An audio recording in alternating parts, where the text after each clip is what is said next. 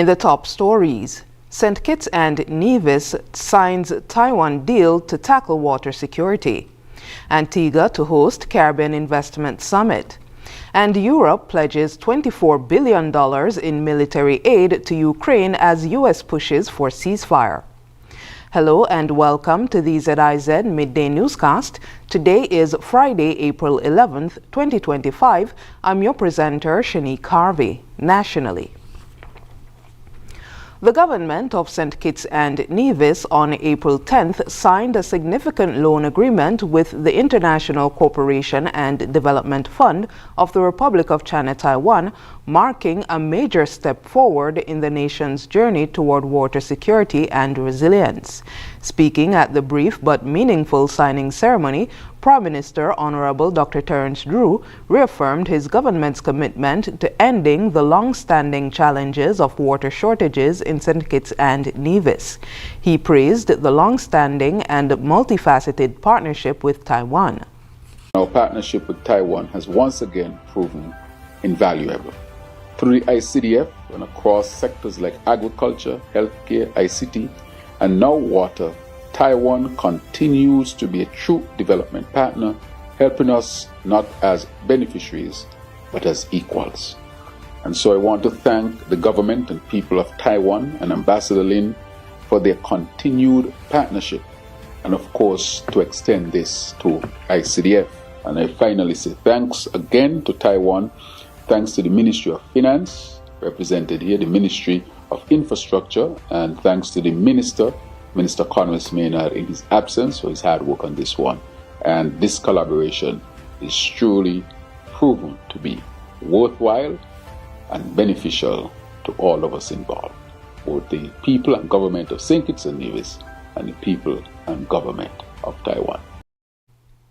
Permanent Secretary in the Ministry of Public Infrastructure and Utilities, Mr. Darrell Lloyd, spoke of the significance of the loan agreement.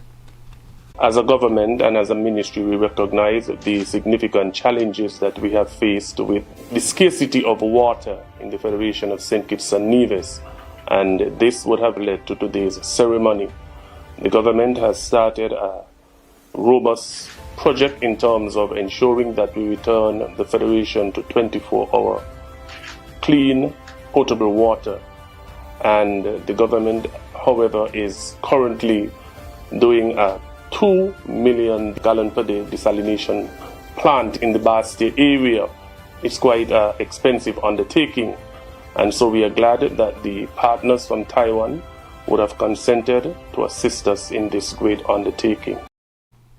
The loan facility, valued at up to US $13 million, will support the completion of the Bastille desalination plant, a key project already under construction that will help ensure 24/7 access to safe and reliable water for citizens and residents across the island. Hoteliers from St. Kitts and Nevis are being encouraged to attend Caribbean Travel Marketplace 2025. This year's event takes place in Antigua and Barbuda from May 18th to 25th. The 43rd edition of the event will be held in an Organization of Eastern Caribbean States member country for the first time since 2009. Sanovnik Distang, president of the Caribbean Hotel and Tourism Association, says while some may think the event is for the larger hotels in the region, it caters for all in the industry. He's encouraging persons from within the industry in St. Kitts and Nevis to make the effort to attend, as it will be to their benefit. The reality is that we're bringing the whole world to you. We've got tour operators, we've got meeting and incentive planners, travel agents, we've got tour operators from all over the world. And we've also got the digital marketing component. So definitely it allows you to expand your reach. And again, it's regardless of what size hotel you are. There's been a thought in the past that Caribbean Travel Marketplace is more for the larger hotels or those who deal with tour operators, but that's not the case anymore, certainly not this year, with all the components we're adding, especially the direct booking summits.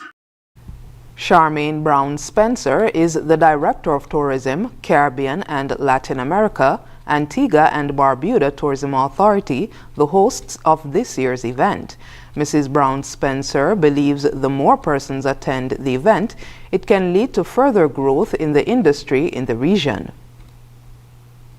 We invite you to come. We implore you to come. Like I said, it makes us stronger. It makes us bigger. It makes us more a vibrant market when we do it together. When we do it individually, we are not as strong. We do not have as loud a voice. But when we do it together, we have a louder share of voice. And it also shows, I know, for our regional trade partners and so on, sometimes we think in the Caribbean that we are forgotten.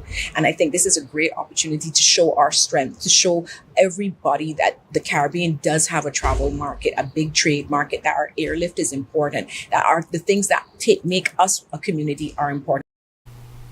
Caribbean Travel Market seeks to open opportunities for hoteliers and other tourism-related industries in the region by building relationships and partnerships with industry partners around the world.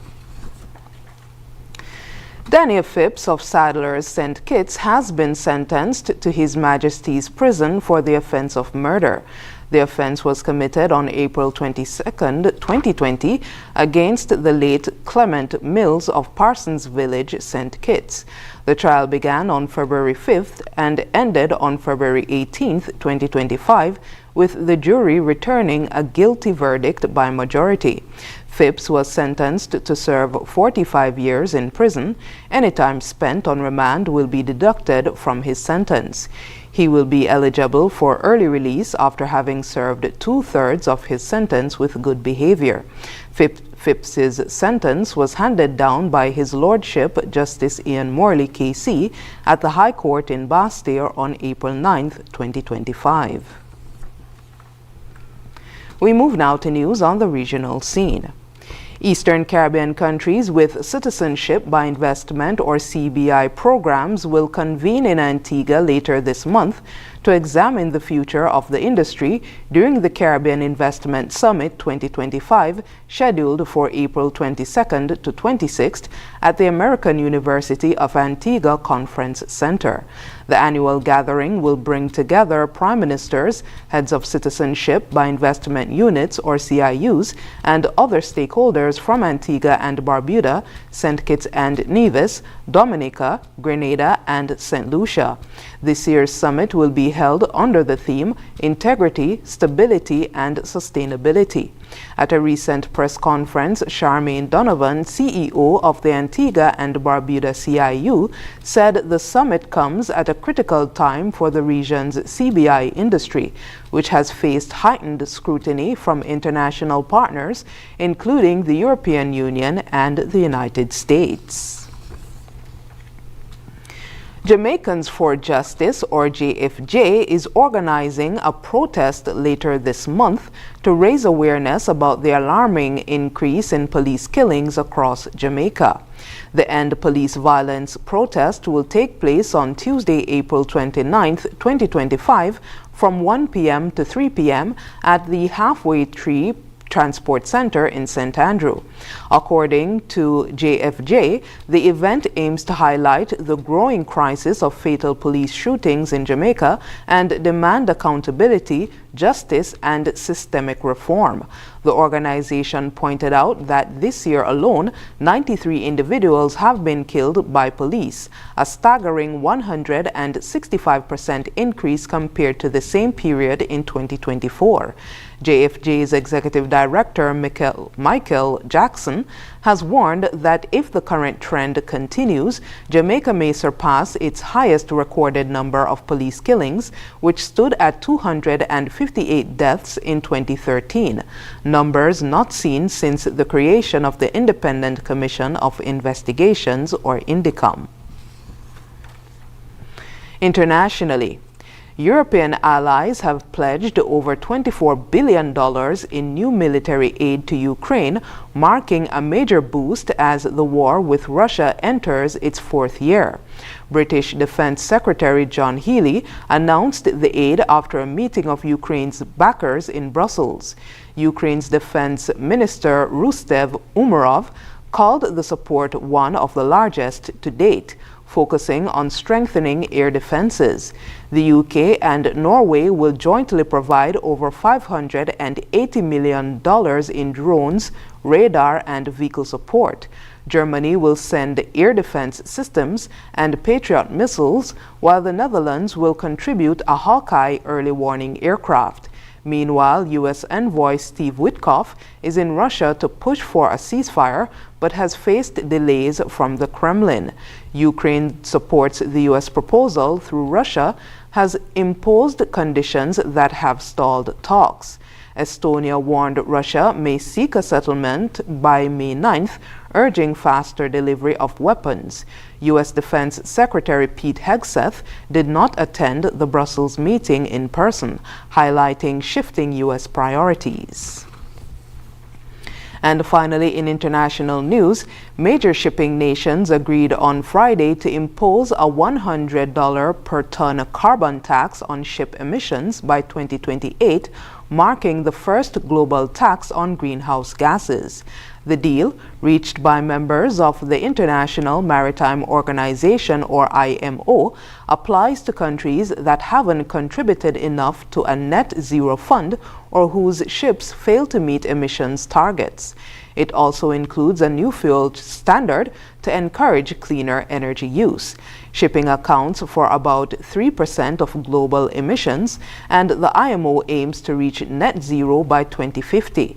Environmental groups called the tax historic, but criticized it as insufficient to help vulnerable nations or significantly reduce emissions.